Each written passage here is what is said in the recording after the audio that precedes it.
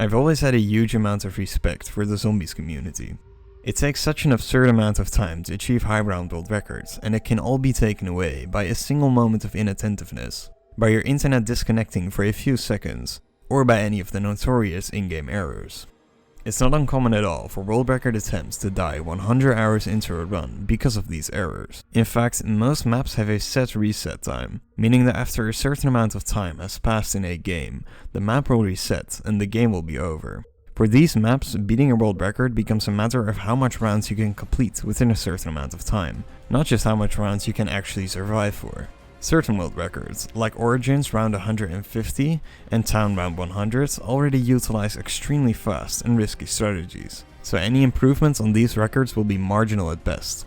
Maps like these are therefore by most people considered to be maxed.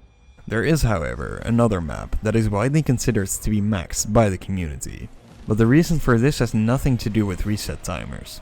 No. The reason that this record is widely considered to be unbeatable is that one person played such a ridiculously impressive game of zombies that beating this record is a completely unrealistic endeavor for even the best zombies players. The map in question is Black Ops 1 Nacht der Untoten.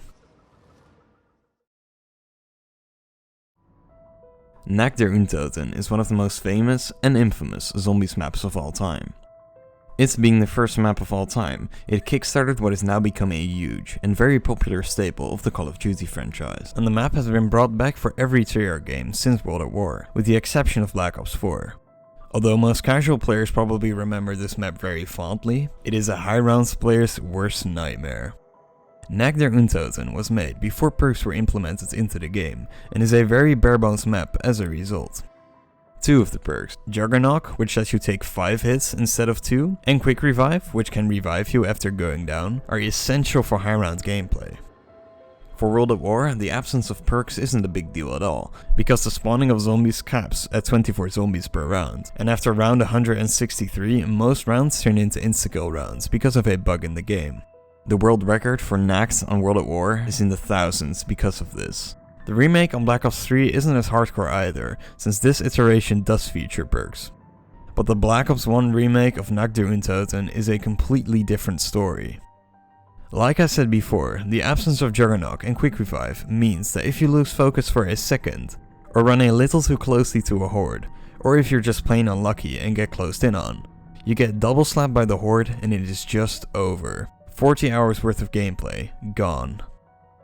Also, unlike World at War, Black Ops does have a properly functioning spawning system for zombies, so later in the game the rounds start to take forever. For world records, you have to play for multiple days and for hours on end, all while paying very close attention to make sure you don't run into a horde of zombies. It is exhausting, and by far the most unforgiving zombies map to date. For a few years after the map's release, the world record wasn't pushed very far, simply because of how intimidating it is to play. But this changed in March 2013 when Steve, arguably the best zombies player of all time, got an incredible world record on this map. Miraculously, Steve survived for 101 rounds, officially breaking the round 100 barrier on this map. This was also the first time someone reached round 100 without Juggernaut and Quick Revive on Black Ops. Later that year, in December, a new record was set by Awkwardly Sneaky, round 103. Despite only beating Steve's record by 2 rounds, this game is absolutely mind-blowing. It was already almost unbelievable that Steve made it to round 101 on this map, and most of us didn't think it would ever get beaten. Now that the record was improved even more, it was pretty safe to say that the world record progression for this map had run its course. But that didn't mean the map was dead yet. It had now been shown twice that it was, although incredibly difficult, at least possible to break the round 100 barrier on this map. Accomplishing this feat can in many ways be seen as one of the ultimate challenges in Call of Duty Zombies. One player in particular had set his eyes on this challenge and was determined to add his name on this legendary list of people to break the round 100 barrier. His name? Jam 1995, 1961.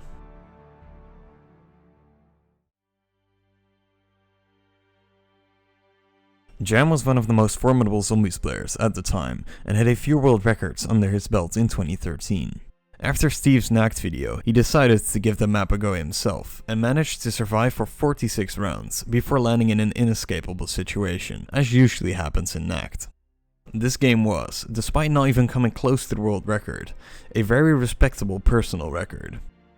Over the next few months, Jam would become more or less obsessed with IReapZz, uploading videos of his triumphs and failures of improving his record on the map, with the ultimate goal of course being to reach round 100. In these videos, he would usually make it to round 80, but he would always make a slight mistake that would inevitably lead to his death.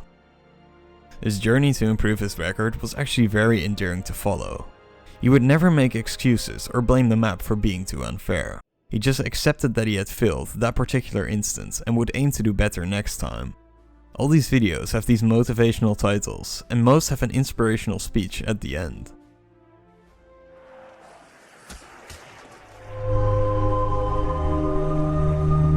A true champion, when they lose, they don't get defeated. They get inspired by the loss. It makes them come back to practice. They can't wait to get to the track. They blame no one. It was just a set of circumstances that happened that wasn't favorable to them. However, true champions take every opportunity and they switch it around. And they turn it around so it benefits them. And they don't blame anybody. They give all credit to the people who helped them win. And when they lose, they take all the credit for losing. All of this would culminate in this heartbreaking round 95 fail.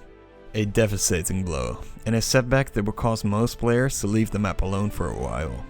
But this defeat only fuels Jam's determination to reach round 100. You don't owe these people anymore. You've given them everything. Not everything. Not yet.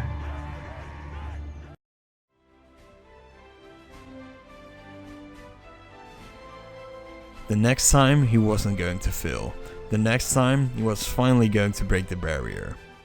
We were all waiting in anticipation to see how far Jam could get in his next attempt. Less than 2 months later, in February of 2014, a video appeared in our subboxes with 3 ominous words for anyone that was still hoping to achieve a world record on this map. 3 words that have defined the progression of world records on this map after this video. Nacht is over. The video was a teaser for the game Jam was about to upload. That same week, we finally got to see what Jam had done to this map, when on February 7th, 2014, one of the most monumental accomplishments on Call of Duty, and one of my personal favorite YouTube videos of all time, was uploaded.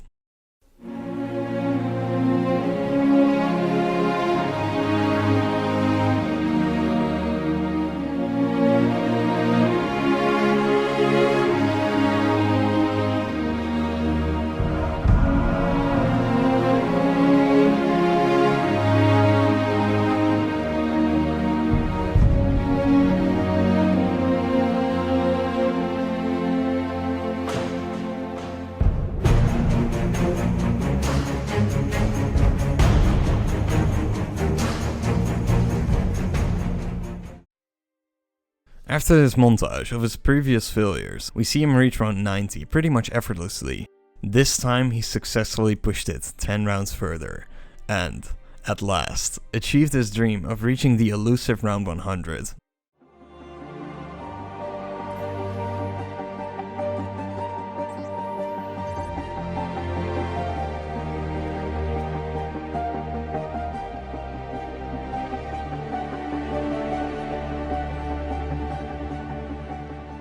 But of course, the game wasn't over yet.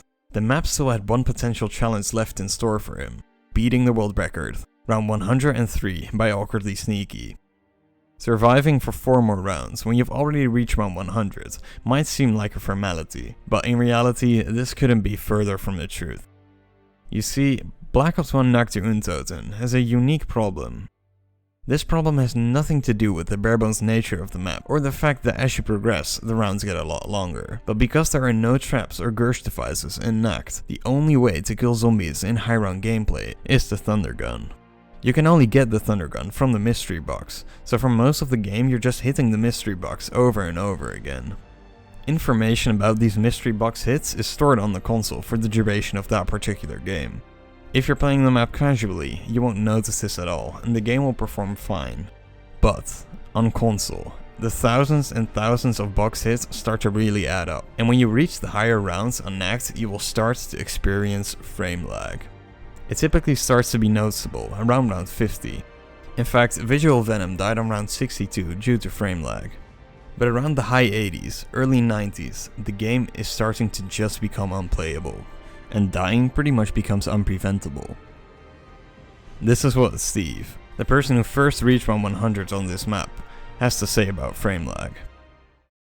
The same position that he went down in the same way with console lag, so that's mainly the reason I decided to do it on PC really. I don't think you can get lucky enough to avoid console lag for that long, for the amount of time it takes to get to 100. Yeah, on the next attempt I had on. If you've reached round 100, the frame lag is just overwhelming, and it just becomes a matter of time before you lag into the horde. Jam struggled for about 5 more hours, narrowly escaping death constantly, but was, eventually, able to overcome this hurdle as well. After playing Nacht der Untoten for about 30 hours, Jam was now the new world record holder. It's not uncommon for someone to die right after achieving a new world record or a personal best. After all, you've already achieved your goal, so you start to let your guard down and play a bit more recklessly. But Jam had absolutely no intentions of letting this happen anytime soon.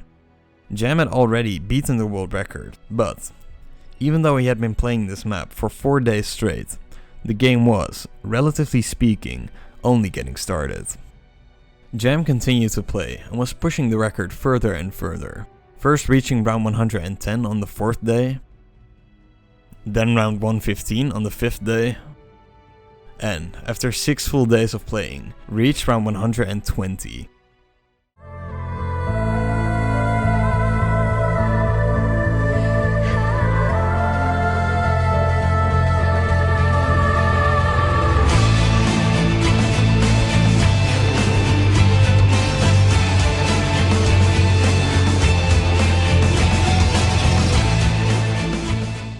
At this point, the frame lag was pretty much unbearable. A single round took over 2 hours, and for the duration of these 2 hours, you were literally in constant danger of dying, having beaten the previous record by 17 rounds. On a map where even minor improvements were thought to be almost impossible, Jam could now finally call it quits, since it was a pretty safe assumption that no one would ever match this absurd record.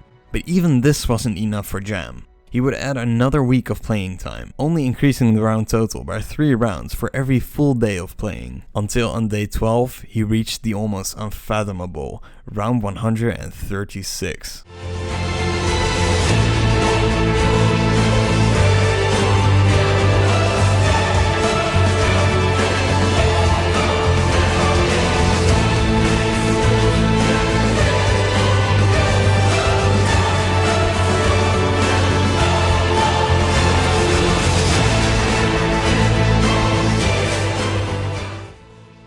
How anyone could play and survive with this frame rate is just beyond me.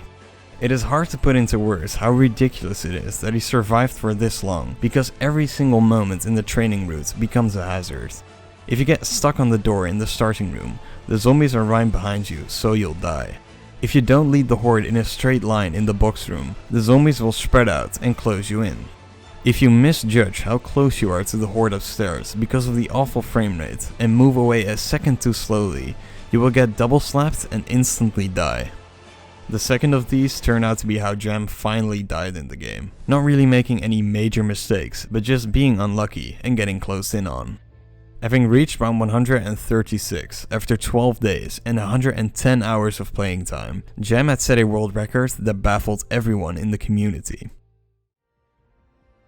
This record will never be beaten on console. God himself wouldn't be able to beat it. He would get pissed off and throw you out of his garden. I am truly blown away. 103 by Awkwardly Sneaky was impressive enough for me, but this puts 103 to shame, defeating it by 33 rounds, on the map where Jug and Quick Revive are non-existent. I don't see this record being beaten, ever. And that's where the console Nacht der Untoten record stands today, 7 years later. In fact, the competition for this map pretty much died out after this game. Because if you load up the map with the intention of beating this record, you're just fooling yourself. It is never going to happen. The closest anyone ever got to this record was Space Marine, who reached round 118. Round 136 was eventually beaten on PC by Capinho, who got to round 144. But PC doesn't have the framerate issue, so this game isn't even comparable to a console game. Although it is worth noting that Jam's record stood on top of both the PC and console leaderboard for 3 full years. From the moment this record was set until current day, there really hasn't been any dispute on what the best zombies game ever is. Over the years, many zombie records that were thought to be impossible have been achieved, but round 136 on Nacht der Untoten, a game that took over a third of a month of playing continuously, still stands above them all. It is the only record in all of Call of Duty Zombies that I can confidently call unbeatable. Thanks for watching, and I hope you enjoyed.